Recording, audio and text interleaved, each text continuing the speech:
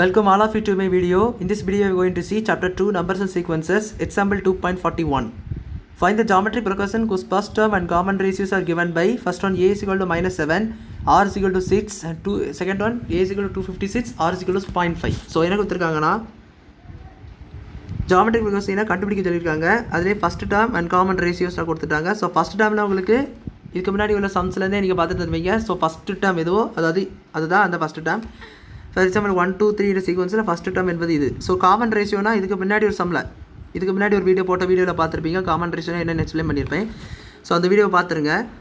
R given by a is equal to -7. So இந்த மாதிரி ரெண்டு சீக்வென்ஸும் நம்ம இது கண்டுபிடிக்கணும். ஸோ காமன் ரேஷியோனா ஒன்றுமே இல்லை, T2/T1 தான் டிஃபரன்ஸ்ன்னு பார்த்தோம்ல. அதே போல் இது வந்து ரேஷியோ. இது ஃபஸ்ட் ஒன் வந்து a is equal to -7, r is equal to 6. அதாவது உங்களுக்கு ஏ ஆரை கொடுத்துட்டாங்க, சீக்வன்ஸ் கண்டுபிடிச்சிருக்காங்க. ஸோ அப்படிப்பட்ட ஃபார்முலா என்னென்னா ஜாமெட்ரிக் ப்ரொக்ரஷன். ஸோ ஜாமெட்ரிக் ப்ரொக்ரஷனை நீங்கள் ஷார்ட்டாக ஜிபின்னு கூட எழுதிக்கலாம். ஃபார்முலா என்னென்னா ஏஆர் ஸ்கொயர் அப் டு போயிட்டே இருக்கும். ஸோ இதுதான் அவங்க இந்த ஃபார்முலா. ஸோ இது ஏபிக்கு வந்து ஏ டைவர்ஸ் டி, ஏ ப்ளஸ் டி, ஏ ப்ளஸ் 2D அந்த மாதிரி இருந்துச்சு. ஸோ இது வந்து ஸ்கொயரில் போகும், square cube, 4th term 5th term சொல்லிட்டு போயிட்டே இருக்கும். இந்த மாதிரி வரும். இப்போ ஏ வந்து உங்களுக்கு தெரியும் -7, ஏ இன்ட்டு ஆர் வந்து 6, ஏ வந்து உங்களுக்கு 7 இன்ட்டு 6, தென் அடுத்தது 7 into 6 the whole square. So இந்த மாதிரி போகும். அடுத்த பாருங்க -7 6 வந்து என்னதுன்னா -42. ஏன்னா 7 6 42 மைனஸ் இருக்குது. ஸோ -7 6 ஸ்கொயர் வந்து 36.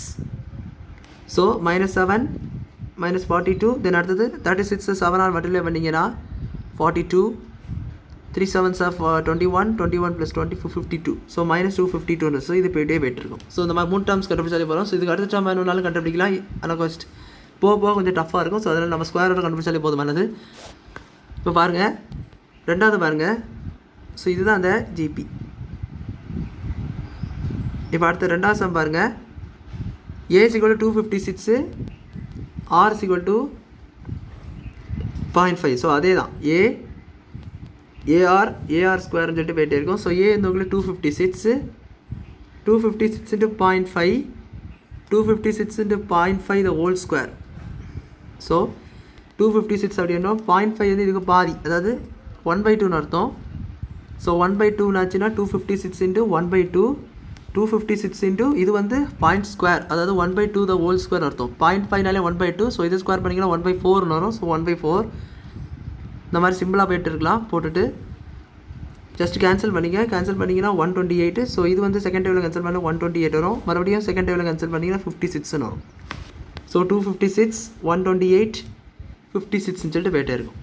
ஸோ இதுதான் அந்த GB. This is the GB with the terms. So நம்ம இப்படி தான் ஜிபி எல்லாமே கண்டுபிடிக்க வேண்டும். ஸோ அவ்வளோதான் அந்த சம் புரிஞ்சிருக்குன்னு நினைக்கிறேன்.